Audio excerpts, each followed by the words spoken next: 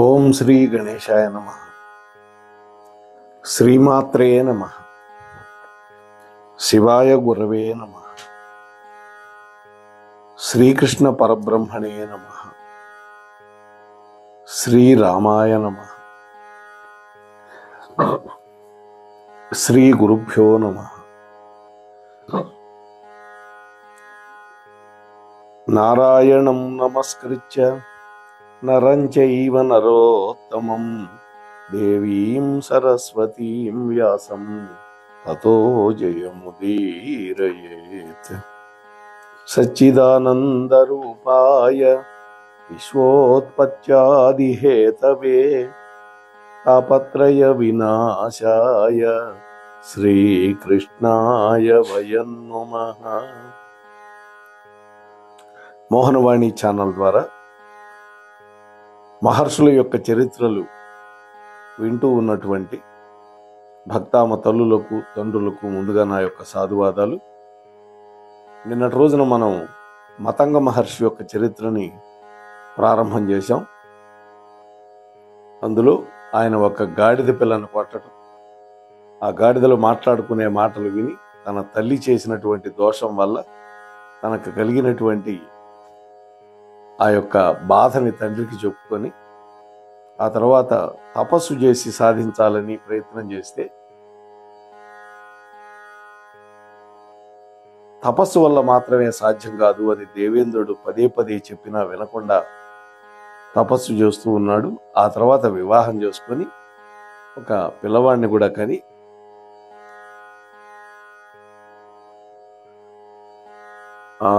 ఆ పిల్లవాడికి పెళ్లి చేయటం ఇవన్నీ కూడా మనం చెప్పుకున్నాం.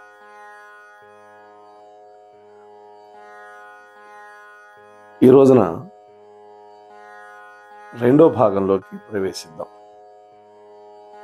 గౌతమ వంశంలో పుట్టడం వల్ల ఈ మతంగుణ్ణి గౌతముడు అని కూడా పిలిచేవాడు. ఇప్పుడు భృగు వంశంలో పుట్టిన వాళ్ళందరినీ భార్గవులు అంటున్నారు కదా, అట్లాగే అందువల్ల ఆయనకి గౌతముడు అనే మరొక పేరు కూడా ఉంది. ఆశ్రమ సమీపంలో ఒకనాడు ఒక ఏనుగు ప్రసవించి ఒక బిడ్డను కన్నది. తల్లి ఏనుగు మాత్రం చచ్చిపోయింది. ఆ ఏనుగు పిల్లను చూసి ఆయన మనస్సు కరిగిపోయింది. వెంటనే దాన్ని తన ఆశ్రమానికి తీసుకువచ్చి జాగ్రత్తగా పెంచి పెద్ద చేస్తూ ఉన్నాడు.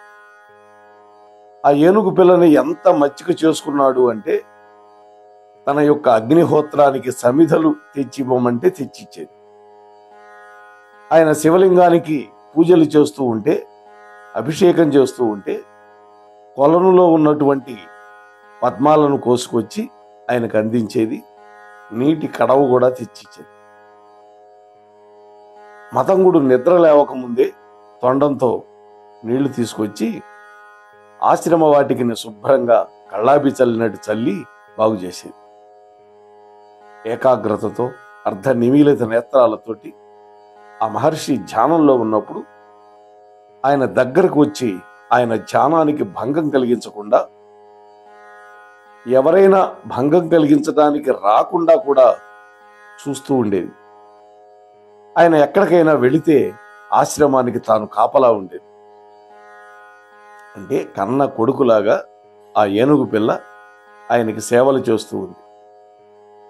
అన్ని పనులు చేసేటట్టుగా దానికి శిక్షణ కూడా ఇచ్చాడు మహర్షి. అది చేసే సేవకి ఆయన హృదయం చాలా సంతోషపడుతూ ఉండేది. పుత్ర స్నేహం కూడా వచ్చేసింది ఆ ఏనుగు పిల్ల మీద. ఈ విధంగా ఆ ఏనుగు పిల్ల మీద కలిగినటువంటి వాత్సల్యం, ప్రేమ ఇంద్రుడికి కూడా ఆశ్చర్యం కలిగించింది. వాస్తవానికి మహర్షి విరాగి. అటువంటి విరాగి ఈ ఏనుగు పిల్ల మీద ఇంత వాత్సల్యం ఎందుకు పెంచుకున్నాడు అని ఇంద్రుడు కూడా ఆశ్చర్యపడి ఒకనాడు ఒక క్షత్రియుడి వేషం వేసుకొని మతంగుడి దగ్గరకు వచ్చాడు. వచ్చి, మహాత్మా మతంగా, నువ్వు పెంచుకుంటున్నటువంటి ఏనుగును నాకు ఇవ్వు, నేను పెంచుకుంటాను, నా దగ్గరే క్షేమంగా ఉంటుంది, నేను ఒక దేశానికి రాజును, అందువల్ల ఇప్పుడే దీన్ని తీసుకువెళతాను, మీరు అనుజ్ఞ ఇవ్వండి అని అడిగాడు. దానికి మతంగుడు అన్నాడు, అయ్యా, నేను దీన్ని నా కన్న కొడుకుతో సమానంగా పెంచుకుంటున్నాను. దీని తల్లి కూడా చనిపోయింది. నేను ఈ ఏనుగు పిల్లని మీకు ఇవ్వడానికి అవకాశం లేదు. ఎందుకంటే ఈ ఏనుగు గున్న నాకు చాలా సేవలు చేస్తోంది. నా యజ్ఞాలకు కావలసిన సమిధలు తెస్తోంది. పొలంలో ఉండే కమలాలు, అలాగే కొన్ని పూలు, ఆకులు కోసుకొచ్చిస్తోంది. నా ఆశ్రమం అంతా శుభ్రంగా చేస్తోంది, కళాబి కొడుతోంది. నేను లేనప్పుడు ఆశ్రమానికి రక్షిస్తోంది. కన్న కొడుకు కంటే ఎక్కువగా నాకు సేవ చేస్తోంది. అందువల్ల నేను ఈ ఏనుగు పిల్లని విడిచిపెట్టలేను అన్నాడు. అప్పుడు ఇంద్రుడు అన్నాడు, అట్లాగైతే ఓ మహర్షి, ఈ ఏనుగు గున్నకు బదులుగా నీకు 1000 గోవులు ఇస్తా, బంగారం ఇస్తా, కాబట్టి నాకు ఇచ్చేసేయ అన్నాడు. అంతేకాదు, నువ్వు మరీ మొండి పట్టు పట్టద్దు, నువ్వా బ్రాహ్మణుడివి, అటువంటి నీకు ఈ మృగంతో పనేమిటి అని కూడా అన్నాడు. దానికి బదులుగా మతంగుడు అన్నాడు, ఓ క్షత్రియ వీరా, నాకు ధనం ఇస్తానంటున్నావు, గోవులు ఇస్తానంటున్నావు, నాకు ఏనుగు ఎందుకు అంటున్నావు? కానీ నువ్వు ఇచ్చేటటువంటి గోవులు నాకు గనక అవసరమైతే అప్పుడు ఈ ఏనుగు కూడా నాకు అవసరమే కదా. ఈ ఏనుగు జంతువే, ఆవులు కూడా జంతువులే, అందువల్ల ఈ ఏనుగుని నేను ఇవ్వను. అప్పుడు ఇంద్రుడు అన్నాడు, ఓ మునీంద్ర, ఈ ఏనుగు పిల్ల మీద ఆశ వదులుకో. దీన్ని నేను బలవంతంగానైనా పట్టుకుపోతా. దీన్ని వాహనంగా తీసుకొని పోతే నాకేమాత్రం దోషం అంటదు. ఎందుకంటే నేను ఈ దేశానికి రాజును, కాబట్టి నేను దీన్ని తీసుకువెళతాను అన్నాడు. అలనాడు కార్తవీర్యార్జునుడు జమదగ్ని మహర్షి యొక్క హోమధేనువును పట్టి తీసుకువెళ్ళినట్లుగా విశ్వామిత్రుడు వశిష్ఠ మహర్షి యొక్క ధేనువును తీసుకువెళ్ళినట్టుగా తీసుకువెళ్తాడు అని అంటున్నాడు. పుణ్యమూర్తులు సంతోషం పొందేటటువంటి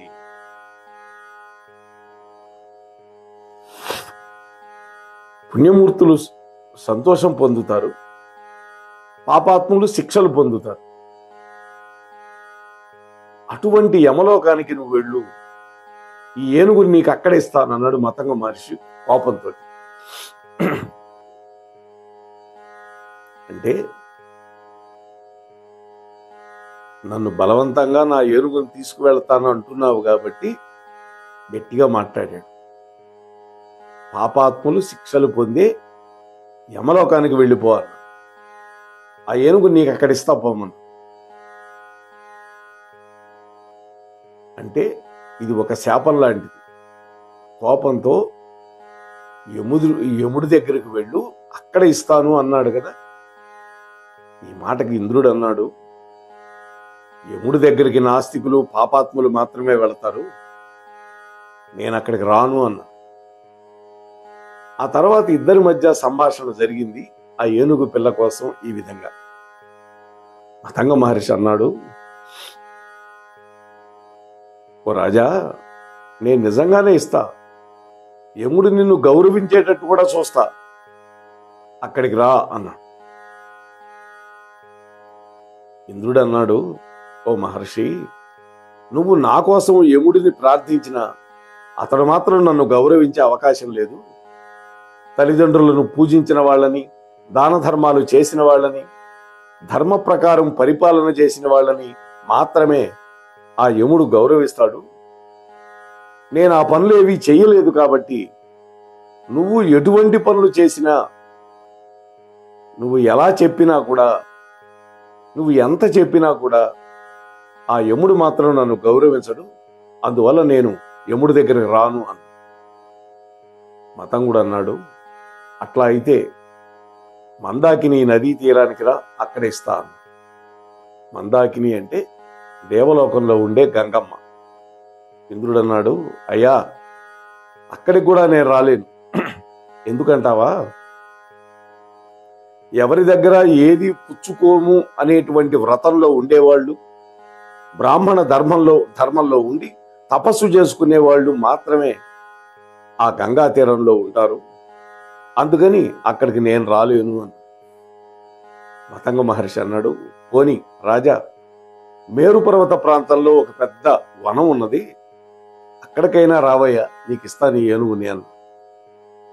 ఇంద్రుడు అన్నాడు, ఓ మహర్షి, చాలా మృదువైనటువంటి స్వభావం కలిగిన వాళ్ళు, సత్య సమన్వితులు, భూతదయ కలిగిన వాళ్ళు మాత్రమే ఆ వనాన్ని చేరుకోవటానికి అర్హత ఉన్నవాళ్ళు. నాలో ఇటువంటి గుణాలు ఏవీ లేవు, కాబట్టి నేను అక్కడికి కూడా రాలేను అన్నాడు. మతంగ మహర్షి అన్నాడు, పోని అలా అయితే నారద మహర్షి విహారం చేసేటటువంటి ఒక భూమి ఉన్నది, అక్కడ అప్సరసులు విష్ణుమూర్తిని కీర్తిస్తూ ఉంటారు, నారదుడు వాళ్ళకి దర్శనమిస్తూ జ్ఞానబోధ చేస్తూ ఉంటాడు, అక్కడికి రా, నీకు అక్కడ ఇస్తాను ఈ ఏనుగుని అన్నాడు. ఇంద్రుడు అన్నాడు, ఓ మహర్షి, మీరు చెప్పే ప్రాంతానికి దైవభక్తి కలిగిన వాళ్ళు, సంగీత నృత్యాలతోటి భగవంతుని సేవించేవాళ్ళు, మునీంద్రులను సంతోషపెట్టే మహనీయులు మాత్రమే వెళతారు. నాలో అటువంటి సద్గుణాలు ఏవీ లేవు, అందువల్ల నేను అక్కడికి కూడా రాలేను అన్నాడు. మతంగుడు అన్నాడు, సరే అట్లాగైతే దేవతలు నివసించే చోట ఇంద్రుడు సమస్త కోరికలను తీరుస్తూ ప్రతిరోజు చక్కటి వర్షాలు కురిపిస్తూ సస్యశ్యామలంగా ఉండేటటువంటి ఉత్తర కురుభూములు ఉన్నాయి, కురుక్షేత్ర ప్రాంతంలో ఉంటాయి ఉత్తర కురుభూములు. అది పుణ్య ప్రదేశం, పుణ్యపురుషులు మాత్రమే ఉంటారు అక్కడ, అక్కడికైనా రావయ్యా, నీకు ఇస్తాను ఏనుగుని అన్నాడు. ఇంద్రుడు అన్నాడు, ఓ మహర్షి, మీరు చెప్పేటటువంటి ఉత్తర కురుభూములు కామక్రోధాలు ఎప్పుడూ లేనటువంటి పుణ్యభూమి, అలాంటివి లేనటువంటి పుణ్యమూర్తులు మాత్రమే అక్కడ నివసించగలుగుతారు. ఈశ్వరుణ్ణి సదా ఆరాధన చేసేటటువంటి పుణ్యప్రదేశం అది. నేను అలాంటి వాణ్ణి కాదు కదా, అందువల్ల అక్కడికి నేను రాలేను, అంత పుణ్యం నాకు లేదు. కేవలం ఆధ్యాత్మ నిరతులు మాత్రమే ఉండేటటువంటి పరమ పవిత్రమైన ప్రదేశం ఆ ఉత్తర కురుభూములు. అలా కాని వాళ్ళు రాలేని చోటుకు రమ్మంటే నేనెట్లా వచ్చేది, ఎలా రాగలుగుతాను అన్నాడు. మతంగ మహర్షి అన్నాడు, పోనివయ్యా రాజా, ఇంద్రుడు ఇంటికైనా రా, చంద్రుడి ఇంటికైనా రా, అక్కడ ఇస్తానన్నా. ఇంద్రుడు కాదు, చంద్రుడి దగ్గరికి. ఇంద్రుడు అన్నాడు, ఓ మహర్షి, నిరంతరము దానం చేసేటటువంటి వాళ్ళు, క్షమాగుణం కలిగిన వాళ్ళు, ఎవరి దగ్గర ఏమీ పుచ్చుకోనటువంటి వాళ్ళు మాత్రమే ఉండేటటువంటి ప్రదేశం చంద్రుడి యొక్క ఇల్లు. అటువంటి చోటకి నేను రాలేను, ఏదో ఏనుగు కోసం వచ్చాను, ఉత్తములు వెళ్లే లోకాలకి నేను ఎలా రాగలుగుతాను, నేను రాలేను అన్నాడు. మతంగుడు అన్నాడు, పోని సూర్యదేవుడి యొక్క సన్నిధికైనా రావయ్యా, అక్కడ ఇస్తాను. ఇంద్రుడు అన్నాడు, అపారమైన తపస్సు చేసి వెళ్ళగలిగినటువంటి చోటది, ఎన్నో క్రతువులు చేసి వాటి యొక్క ఫలితాన్ని పరమేశ్వరుడికి ధారపోసినటువంటి వాళ్ళు అక్కడ ఉంటారు, అక్కడికి రావడానికి నాకేం అర్హత ఉంది, నేను అక్కడికి రాలేను.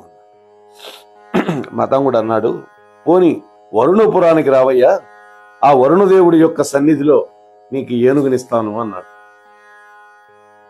ఇంద్రుడు అన్నాడు, ఓ మహాత్మా,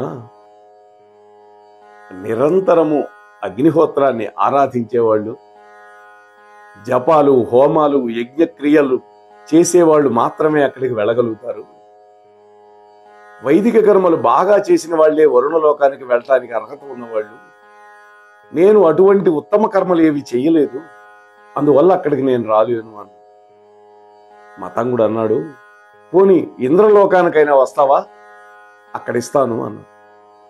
ఇంద్రుడు అన్నాడు, మునులు, సోమయాజులు 100 అశ్వమేధ యాగాలు చేసినటువంటి పుణ్యపురుషులు, ఎన్నో ఉత్తమమైనటువంటి దానం చేసిన వాళ్ళు మాత్రమే దేవేంద్ర లోకానికి వెళ్తారు, అక్కడికి నేను రాలేను అని.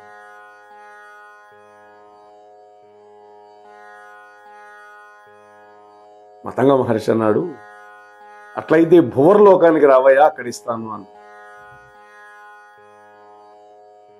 ఓ మహర్షి, అనేకమైనటువంటి పుణ్య తీర్థాలు సేవించి ఎన్నో గోదానాలు చేసినటువంటి వాళ్ళు, బ్రహ్మచర్య వ్రతంలో ఉండేవాళ్ళు, శ్రీకృష్ణ భక్తి కలిగిన వాళ్ళు మాత్రమే అక్కడికి వెళతారు, నేను రాలేను అని.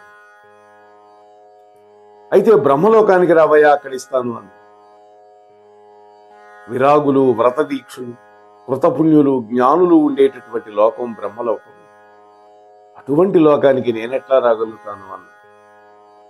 ఈ విధంగా మతంగ మహర్షి రమ్మన్న చోట్లకల్లా ఎక్కడికి ఇంద్రుడు నేను రాలేను అంటున్నాడు. అప్పుడు ఆయన ఇంద్రుడితో అన్నాడు, సరే, ఇక అర్థమైంది, నీవు రాజపుత్రుడివి కావు, ఆ రూపంలో వచ్చినటువంటి దేవేంద్రుడివి, ఇటువంటి కపట వేషంలో ఎందుకు వచ్చావు అన్నాడు.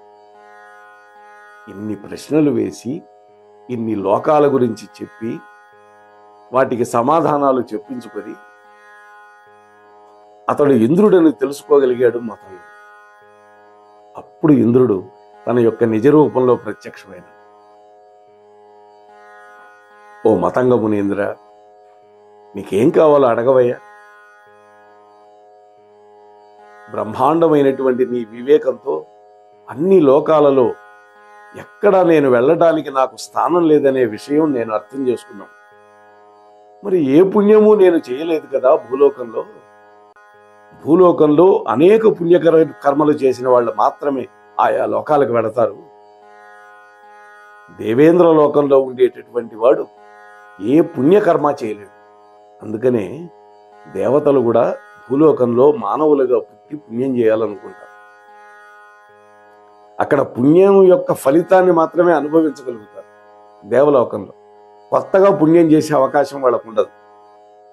అందుకనే క్షీణే పుణ్యే మర్త్యలోకం వసంతి అని భగవద్గీత చెప్పింది. పుణ్యం గనక క్షీణించిపోతే మర్త్యలోకానికి తోషవతల పారేస్తారు. కాబట్టి భూలోకంలో ఉండేవాళ్ళు మాత్రమే మీరు చెప్పే లోకాలకి వెళ్ళగలుగుతారు అన్నాడు. ఇంత సూక్ష్మంగా ఇంద్రుడి చేత మాట్లాడించి వచ్చినటువంటి వాడు ఎవరో తెలుసుకున్నాడు మతంగ మహర్షి. ఈ మహావివేకానికి సంతోషించి ఇంద్రుడు, నీకేం కావాలో అడుగిస్తాను అన్నాడు. అప్పుడు మతంగుడు అన్నాడు, ఇంద్రా, నేనేం అడుగుతానయ్యా, నువ్వు ఈ ఏనుగు పిల్ల కావాలన్నావు కదా, దాన్ని నా దగ్గర నుంచి వేరు మాత్రం చెయ్యొద్దు, దయచేసి దాన్ని విడిచిపెట్టు అన్నాడు. అప్పుడు ఇంద్రుడు అన్నాడు, మహర్షి, ఏమిటి నీవు ఇంత అమాయకుడిగా ఉన్నావు? ఇంత పరీక్ష చేసి నేనెవరో తెలుసుకున్నటువంటి వాడివి, నీకింకా ఏనుగు మీద మమకారం, ఇంత మాత్రం తెలుసుకోలేవా? కేవలం నిన్ను పరీక్ష చేయడానికే నేను వచ్చాను. రహస్యంగా నిగూఢంగా ఉన్నటువంటి నన్ను ఎవ్వరు గుర్తించలేరు, కానీ నువ్వు గుర్తించగలిగావు. ఇది నీ యొక్క మహత్తు. నీ తపస్సుకు ఫలితంగా నీకు ఈ ఏనుక్కి స్వర్గలోకంలో సౌఖ్యాలు ఇస్తాను. అందువల్ల నా మాట విని స్వర్గానికి వచ్చి సుఖంగా ఉండండి అన్న. వెంటనే ఇంద్రుడి యొక్క దివ్య విమానం వచ్చి పడింది, అక్కడ వాలింది. ముందు ఏనుగుని ఎక్కించి ఆ తర్వాత తాను కూడా ఎక్కాడు మతంగుడు. ఇంద్రుడు వాళ్ళిద్దరినీ స్వర్గలోకానికి తీసుకువెళ్ళాడు. గొప్ప తపస్సులు చేసినటువంటి వాళ్ళు కూడా చూడలేనటువంటి ఇంద్రలోకానికి వెళ్ళి చిరకాలం సుఖించాడు మతంగుడు. ఆ తరువాత చండదేవుడు అనే పేరుతోటి సర్వ ప్రజారంజకుడై భూలోకంలో జన్మించాడు. ఆ తర్వాత జన్మలో జ్ఞాని అయ్యాడు. ఇక్కడ కులస్వభావం అంటే గుణం. ఎవరైనా ఎప్పుడైనా కూడా బ్రాహ్మణుడు, శూద్రుడు, చండాలుడు, మ్లేచ్ఛుడు అంటే అది గుణాన్ని గురించి చెప్పే వాక్యమే. శరీరానికి కులం ఉంటుందా? ఉండదు కదా. ఆత్మకి కులం లేదు. మరి దేనికి కులం అంటే? గుణానికి. రూఢిగా మహాత్ములు, జ్ఞానులు అందరూ కూడా వేల సార్లు మరీ మరీ ఈ సత్యాన్ని పురాణాలలో, ఇతిహాసాలలో, వేద వాంగ్మయంలో చెబుతూ వచ్చారు. బ్రహ్మపురాణంలో బ్రహ్మదేవుడు ఈ విధంగా చెప్పాడు: కర్మభిః శుచిభిః దేవి శుద్ధాత్మా విజితేంద్రియః శూద్రోపి ద్విజవత్ సేవ్యః ఇతి బ్రహ్మా బ్రవీత్ స్వయం. అంటే ఉత్తముడైనటువంటి శూద్రుడు బ్రాహ్మణుడిలాగానే సేవింప తగినటువంటి వాడు. ఇక్కడ గుణం అంటే ప్రవృత్తి అని అర్థం.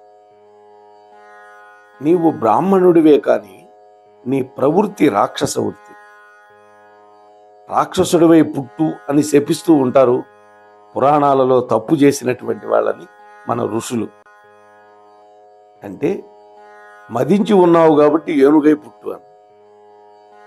బుద్ధి లేకుండా గడ్డి తింటున్నావు, అందువల్ల గడ్డి తినే పశువు అయి పుట్టు అని శపించడం మనం చూస్తూ ఉంటాం.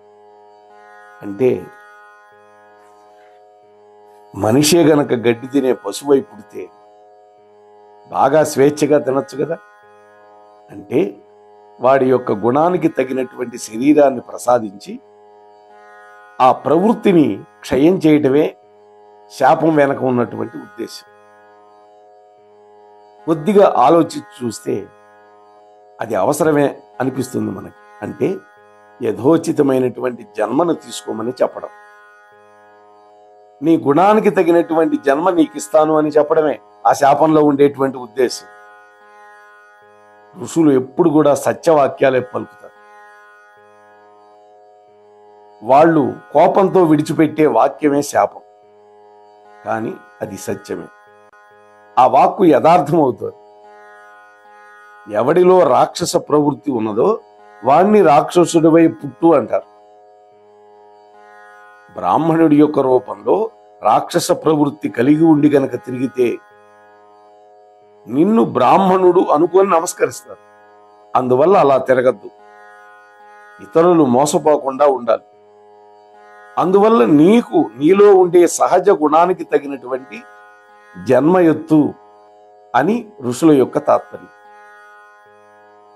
దాన్ని ఈ జన్మలో శాపం అంటూ ఉంటాం మనం. ఇది సత్యం కాదా? ఎందుకని? మహర్షులవి సత్యవాక్కులు. మహర్షులు సత్యాన్ని మాత్రమే ఆరాధిస్తారు. అంతఃకరణంలో ఎప్పుడూ సత్యాన్నే పెట్టుకుంటారు. అసత్యం అనేది మనసా వాచ కర్మణ వాళ్ళ నోట్లో నుంచి రాదు. మహర్షులందరూ కూడా సత్యవచనులు కాబట్టి వాళ్ళు మహాత్ములు. ఏదో యోగ బలం ఉండి తపోబలం ఉండి మనిషిని కుక్క చేయగలిగేటువంటి శక్తి కలిగి ఉంటాడు ఒకడు. అంటే మాయల మరాఠీ కూడా అలా చేయగలడు కదా. మాంత్రికుడు ఉంటుంటారు మనకి సినిమాల్లో.